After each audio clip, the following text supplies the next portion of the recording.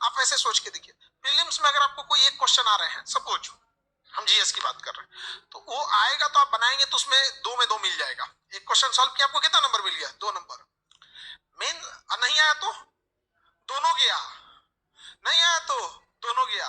Mains को देखिए थोड़ा उल्टा अप्रोच है, उसमें एक क्वेश्चन सपोज 10 नंबर वाला है, क्या आपको लगता है कि जो लड़का पीटी पास किया होगा वो 10 नंबर का आंसर को अटेम्प्ट करेगा तो उसको 2-3 नंबर नहीं मिलेगा? मिलेगा यहाँ पे। तो वहां आपको एकदम जीरो की संभावना नहीं है, आप समझ रहे हैं चीजों को, वहां एकदम जीरो की संभावना नहीं है, बस आपको लेखन शैली आना चाहिए, उसके अप्रोच अलग है और इसका अप्रोच अलग है। तो यहाँ जो भी सौतेला व्यवहार करेगा सीसेट से, वो भी आपको क्या कर देगा? सौतेला। आपको यहाँ सीसेट में 3 स्टेप देखने को मिले, एक का क्लास चलेगा वो अलग, प्रैक्टिस होगा वो अलग, और टेस्ट होगा अलग। टेस्ट में हम बन जाएंगे आपके दुश्मन, ठीक है? जब क्लासेस चलेंगे एकदम बाबू की तरह, तुम 2 बार पूछ लो, 3 बार पूछ लो, मन करे तो टीचर्स रूम में जाके दोबारा पूछ लो। प्रैक्टिस चलेगा तो एक आध बार बस डाउट की तरह पूछ सकते हो, और टेस्ट में पूछ दियो तो पिटा जाओगे वहीं पे, तुम टेस्ट में एकदम दुश्मन एकदम। तो उसके लिए सबसे, और कई लड़कों का लगता है कि सर ये इसमें कट ऑफ चले जाएगा, कई इसमें 200 में ना 110 ले आने वाले बैठे हैं, 120 ले आ देते हैं, 115, 116 इसे ले आ देंगे, उनसे डरिएगा नहीं। जानते हैं क्यों? डूबेगा इसमें वो। तो जो कट ऑफ बढ़ाने वाले लोग हैं ना, समझिए, जो प्रीलिम्स का कट ऑफ बढ़ाने वाले बूढ़े बूढ़े लोग हैं, आखिरी अटेम्प्ट वाले, जो इसमें 200 में ले आएंगे से 126 नंबर, 125 नंबर, वो कहां डूब जाएंगे? सीसेट। इसलिए आप इधर गौर किए होंगे ना कि कट ऑफ ज्यादा नहीं जा रहा है, 95, 95, 97, मतलब 95 कैटेगरी वाइज भी वेरी करता है थोड़ा बहुत, 2-4 नंबर, तो आप समझते हैं। तो आप समझ रहे हैं ना, इसका कट ऑफ ज्यादा जाने वाला नहीं है। क्यों? जो कट ऑफ ले जा सकते थे उनके पैर में बांध दिया क्या चीज? सीसेट। अब कैसे हो सकता है? दोनों को तो ऐसा हो ही नहीं सकता आप इक्वल कर ले, दोनों में बेहतरीन हो, ये तो बहुत कम लोग होते हैं। तो इसलिए आपको बैलेंस लेके चलना है, समझा कि नहीं? एक से एक देखेंगे ना, उसका खूब पढ़ेगा हिस्ट्री, खूब पढ़ेगा ज्योग्राफी, एकदम दबा के एकदम। तो ऐसा नहीं है कि हिस्ट्री ज्योग्राफी फालतू है, लेकिन इतना समझिए भाई, सीसेट पास करना मजबूरी है आपकी। और सीसेट वो चीज है जो ट्रेनिंग आईएएस आईपीएस फेल होके चले गए, वो हाल है सीसेट का। जो ट्रेनिंग में थे, जो अपनी रैंकिंग सुधारने के लिए दोबारा एग्जाम में बैठे थे, वो प्रीलिम्स फेल होके चले गए, समझे? क्योंकि इसमें आपको एग्जैक्ट आंसर चाहिए, exact answer, no doubt. GS में क्या है ना, आपका एग्जैक्ट आंसर भी नहीं है ना, तो कुछ कुछ ऑप्शन वगैरह हेल्प कर देते हैं, इसमें कोई हेल्प करने वाला नहीं है आपको। तो अब सीधी सी बात है, आप सीसेट के लिए तैयार है, लिम्स के लिए तैयार है, जीएस सब पढ़ते हैं, आप भी पढ़ते हैं, सब गिरेंगे, आप भी गिरेंगे। सीसेट कम पढ़ते हैं, आप कम का रिजल्ट भी होता है, आप भी पढ़ेंगे, आपका भी रिजल्ट होगा। इतनी सी बात नहीं समझ में आती है तो पढ़ते रहो, लेके 1857 की क्रांति, नॉन कोऑपरेटिव मूवमेंट, और ये सब जीएस अपनी जगह पे बहुत बड़ा चीज है। रियलिटी यही है कि आप जितना समय जीएस को देते हैं ना, उतना सीसेट को देते ही नहीं है। ये पीटी एकदम क्लियर है, किसी को डाउट? बाकी इतना बच्चे तो है नहीं आप लोग को, जब क्लास स्टार्ट होगा तो सब चलेगा इसमें, हिस्ट्री ज्योग्राफी पॉलिटी। और इसमें एक और गलती देखिए, एक तो सीसेट में खड़े गलती करते हैं, ये तो समझ में आ गया, किसी को दिक्कत? यहाँ पे इसका तो पूरा आपका सीसेट की पूरी टीम होगी आपको मेहनत कराने के लिए, ठीक है?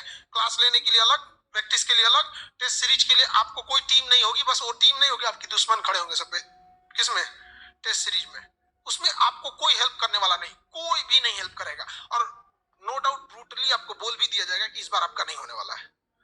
अगर आपका नहीं हो, आप तो हम लोग बाबू भैया कहने वाले नहीं है लोग। आप जीएस में गलती क्या करेगा लोग? देखिए, कुछ पोर्शन छोड़ेंगे लोग, आप लोग करेंट लास्ट में पड़ता है, तो जब धीरे धीरे पढ़ते जाएंगे तो 3 महीना 4 महीना तो आपको इस बात पे लग जाएंगे कि अब आप उस लायक हुए हैं। लास्ट में पढ़ेंगे तो यहाँ डूबेंगे।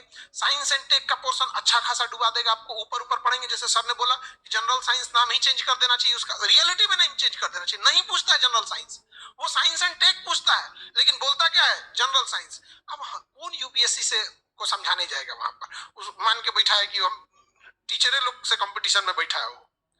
अब तो ऐसा लगता है ना टीचर से कंपटीशन में बैठा है। और पीटी में क्या है कि आपका जो पोर्शन अच्छा लगेगा ना, आप उस पर बहुत टाइम देते हैं। याद रखिएगा, रिजल्ट कभी भी आपके अच्छे हिस्सा से नहीं होता है, बल्कि रिजल्ट होता है अपने कमजोर हिस्सा को ठीक करने में, और ये कोई नहीं करना चाहता है। देखिएगा, जिसका मैथ्स अच्छा होगा खूब मैथ्स पढ़ेगा, जिसका हिस्ट्री अच्छा होगा खूब हिस्ट्री पढ़ेगा। अरे यार, तुम्हें टीचर नहीं बनना है, तुम्हें एग्जाम निकालना है, सबको ध्यान देना है यहाँ पे। और बहुत सारे ऐसे सब्जेक्ट है बहुत टाइम लेंगे लेकिन नंबर भी ठीक ठाक देंगे, लेकिन कुछ सब्जेक्ट है कम टाइम लेंगे नंबर भी एकदम सॉलिड देंगे। तो ये गलती नहीं करना है, इक्वल टाइम देना है। मेंस में देखिए थोड़ा बहुत, मेंस अब इसमें क्या हो जाएगा, ऐसे आपका ऐसे, ये आपको क्या लगता है एक दिन में हो जाएगा? एक दिन में कभी नहीं होने वाला आपका।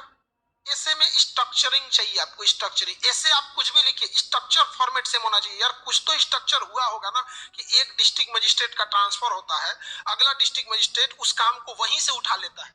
लेकिन आप में ऐसा कभी नहीं हो सकता कि आप किसी नोट्स को आधा बनाए और दूसरा कोई आके उस नोट्स को फिर कंप्लीट बना के चल। कभी हुआ ऐसा?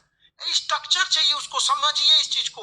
एक कोई कोर्ट में मुकदमा चलता है, तो उस एक मुकदमे को जब शुरू से लेके फाइनल डिसीजन आता है, इस दौरान 100 जज देख के जा चुके होते हैं। कभी इस जज का ट्रांसफर हुआ, अगला आया, उसके बाद अगला हुआ, डिस्ट्रिक्ट कोर्ट में कोई और सुना, हाई कोर्ट में कोई और सुना, सुप्रीम कोर्ट में कोई और सुना। जबकि उस जज का अपना कोई पर्सनल मामला नहीं है, दिन भर में उसके पास यही सब चीजें आती है। कुछ तो फॉर्मेट है उन लोगों के पास, जो इसी फॉर्मेट पे सबको चलना है, वही आपसे ढूंढता है। लेकिन आपको लगता है कि नहीं, ऐसे में केवल नॉलेज चाहिए। नॉलेज के साथ साथ आपको क्या चाहिए? फॉर्मेट चाहिए। आपको, आपके पास वो फॉर्मेट होना चाहिए।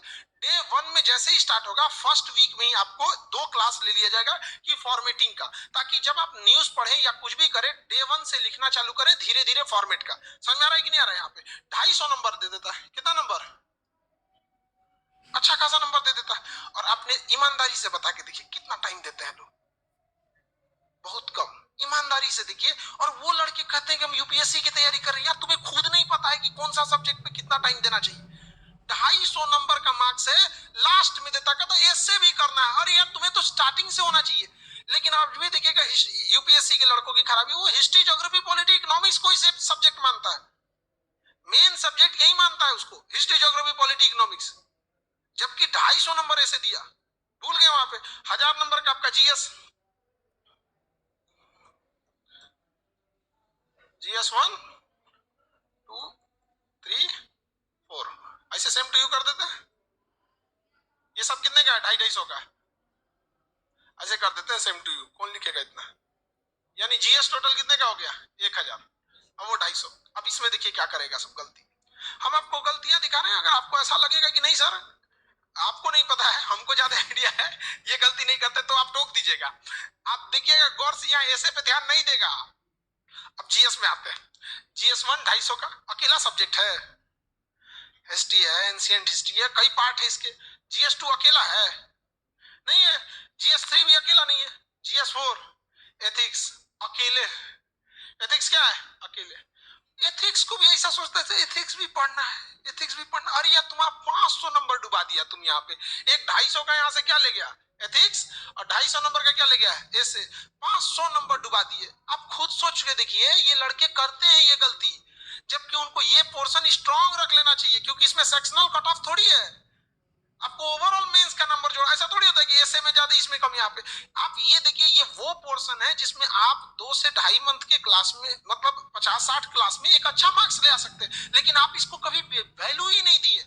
गलती याद रखिएगा, यूपीएससी को फेल करने में, जो एग्जाम में फेल होते हैं, बहुत कम लोगों को यूपीएससी फेल करती है। ज्यादा लोग को टीचर्स और संस्थाओं ने फेल कर रखा है।